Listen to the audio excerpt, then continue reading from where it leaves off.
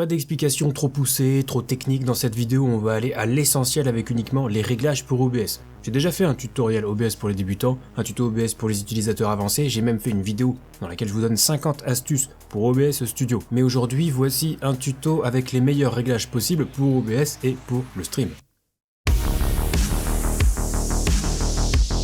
Salut les streamers, c'est Tom. Alors évidemment, je vous conseille d'aller voir les autres vidéos de la chaîne, parce que franchement, c'est toujours beaucoup plus intéressant de comprendre pourquoi on fait tel ou tel réglage. Donc vous trouverez tout ce dont vous avez besoin dans la description de cette vidéo, juste en dessous. Et nous, on va démarrer en allant directement sur OBS. J'en profite pour vous informer que cette vidéo est sponsorisée par Owned et son plugin Owned Pro, que vous pouvez installer en quelques clics seulement. Il vous donne accès à plein de fonctionnalités que j'ai détaillées dans une vidéo précédente. Pour encore plus de fonctionnalités, vous pouvez vous abonner à partir de 15 € par mois.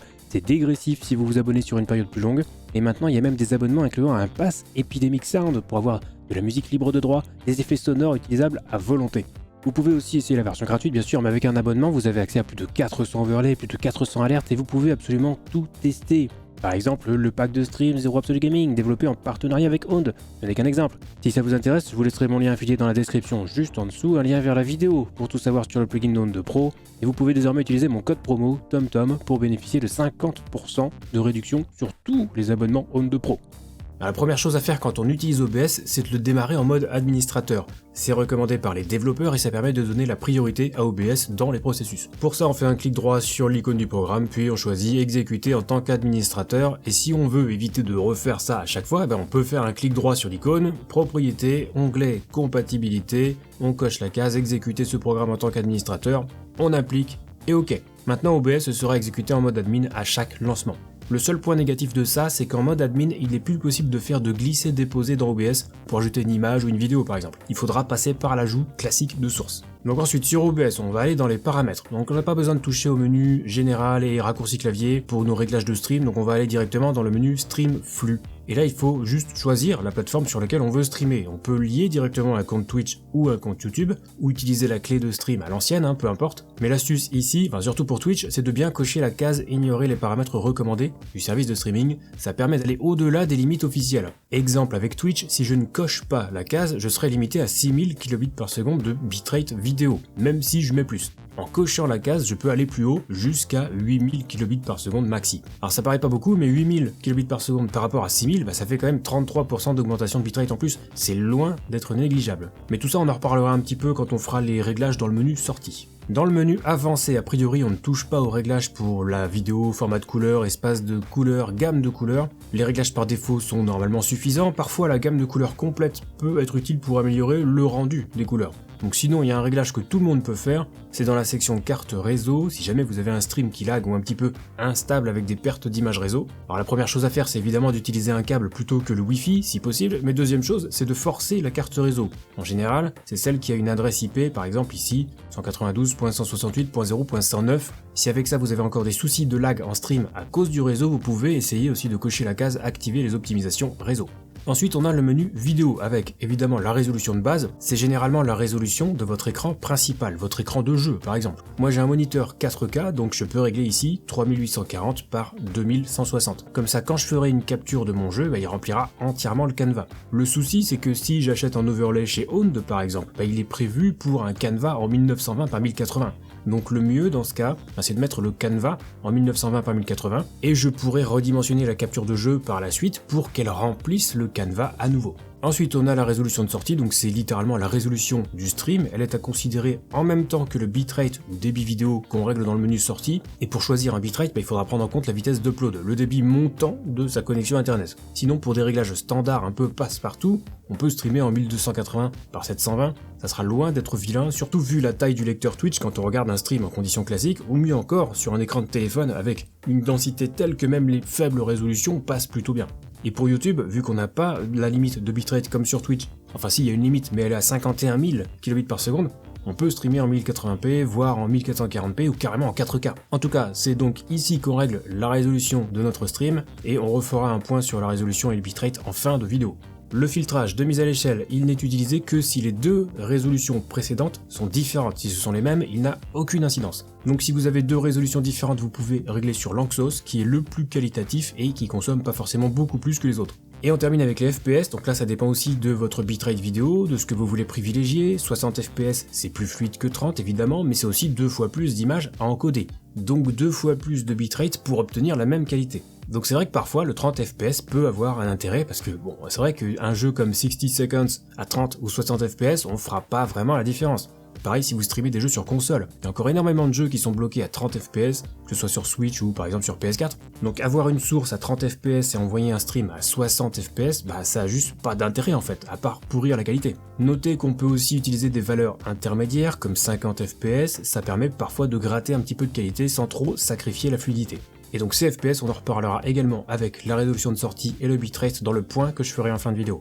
Dans le menu audio, là on va vérifier que notre micro est bien sélectionné, d'une part. Ensuite on va vérifier que les canaux sont bien en stéréo et la fréquence d'échantillonnage à 48 kHz. C'est devenu plus ou moins le standard. Par contre, pour éviter les bugs de son sur le stream, il faut que tous vos périphériques soient en 48 kHz, y compris le micro. Pour vérifier ça, sur Windows par exemple, vous pouvez regarder dans la barre des tâches, vous faites un clic droit sur l'icône de haut-parleur, vous cliquez sur son, dans la petite fenêtre qui s'ouvre, onglet enregistrement, double-clic sur votre micro pour afficher les propriétés, onglet statistiques avancées, vous choisissez un format avec une fréquence de 48 000 Hz, appliquez les changements et c'est fini. Et il nous reste à voir la plus grosse partie des réglages purs pour le stream qui se fait dans le menu sortie. C'est pareil si vous voulez faire des enregistrements avec OBS d'ailleurs. Mais pour le stream, on va se contenter de l'onglet streaming et de l'onglet audio. Donc déjà, dans l'onglet audio, on peut vérifier que le débit audio est bien réglé, donc 160 kbps par seconde. C'est très bien, pas besoin d'aller au-delà, vous ne feriez pas la différence. Et les 320 kbps par seconde maxi, c'est surtout utile si vous avez un micro en stéréo, si vous faites de l'ASMR par exemple. Bref, on peut rester à 160 ici, ça ira très bien, et on va retourner sur l'onglet streaming. Alors pour l'encodeur, on va la faire simple. Si vous avez une carte graphique Nvidia, vous pouvez utiliser le NVENC New sans hésiter. Si vous avez une carte graphique AMD et un processeur Intel, vous pouvez tenter le Quick 5 ou QSV si votre processeur est compatible. Et si vous avez une carte graphique AMD et un processeur AMD, il va falloir utiliser le X264, c'est la meilleure solution. Si vous voulez savoir pourquoi, j'ai fait une vidéo complète sur comment bien choisir son encodeur en fonction de son matériel. La mise à l'échelle pour la sortie, on peut laisser décocher, la mise à l'échelle on la fait directement dans le menu vidéo avec la résolution de sortie. Le contrôle du débit, là on se pose pas de questions, pour le streaming et pour éviter les variations inutiles de bande passante, Twitch et YouTube recommandent le CBR, donc on choisit tout simplement le CBR. Le débit, on va y revenir dans un instant, je ferai donc le lien avec la résolution de sortie et les FPS comme je l'ai annoncé juste avant. Utiliser une taille de tampon personnalisée, c'est uniquement pour le X264, on n'en a pas besoin pour le streaming, on oublie. L'intervalle d'image clé, vous pouvez le laisser en automatique, mais Twitch et YouTube recommandent un intervalle de 2 secondes, donc on peut entrer la valeur 2 ici. Le pré-réglage, alors après avoir réalisé moult tests, retenez que si vous utilisez l'encodeur NVENC, vous pouvez utiliser le pré-réglage qualité. Ne prenez pas le qualité maximale, ça sert à rien et ça perturbera plutôt les jeux. Si vous utilisez Quick 5 QSV, le pré-réglage le plus intéressant c'est le Balanced ou équilibré en français. Et si vous utilisez le X264, ça dépendra de votre processeur. En général, les processeurs modernes arrivent à tenir un pré-réglage very fast, donc on démarre avec celui-là, et plus on descend dans la liste, plus on augmente la qualité du stream.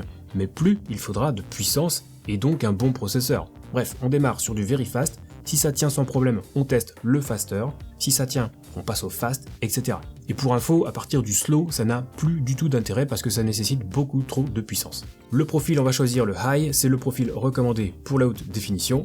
Les réglages fins, on laisse vide, aucun intérêt pour le streaming, et pareil avec les options X264, aucun intérêt pour nous. Si vous utilisez l'encodeur NVENC, vous aurez d'autres options, par exemple la prédiction look-ahead, ça améliore un petit peu la qualité, mais c'est assez marginal et ça pompe des ressources qui vont être utilisées pour les jeux, donc personnellement je préfère la décocher.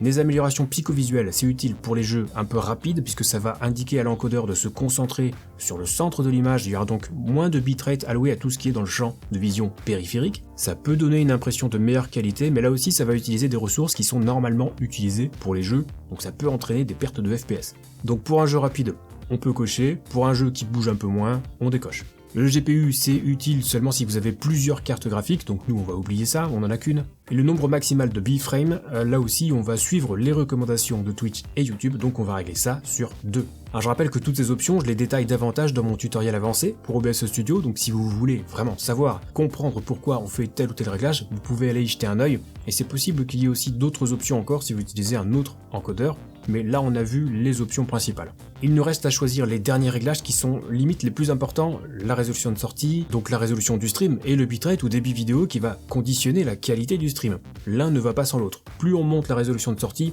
plus il faudra un bitrate élevé pour avoir une bonne qualité, mais plus il faudra aussi de puissance pour encoder. C'est pas vraiment un problème quand on encode avec NVENC ou QuickSync parce que ce sont des encodeurs matériels, mais quand on encode en X264, il faut faire attention aux pré-réglages qu'on utilise. Bref, pour choisir sa résolution de sortie, son bitrate, les FPS, le meilleur réglage dépend de votre configuration et du type de jeu auquel vous allez jouer, ou plus globalement du type de contenu que vous allez streamer. J'ai fait une vidéo complète sur comment bien choisir son bitrate pour streamer sur Twitch, ça je vous l'ai déjà dit, et pour ceux qui ont la flemme, il y a aussi un gros tableau récapitulatif, donc en fonction du type de jeu auquel vous jouez, ce que vous voulez streamer, vous devrez peut-être privilégier une résolution de sortie plus petite.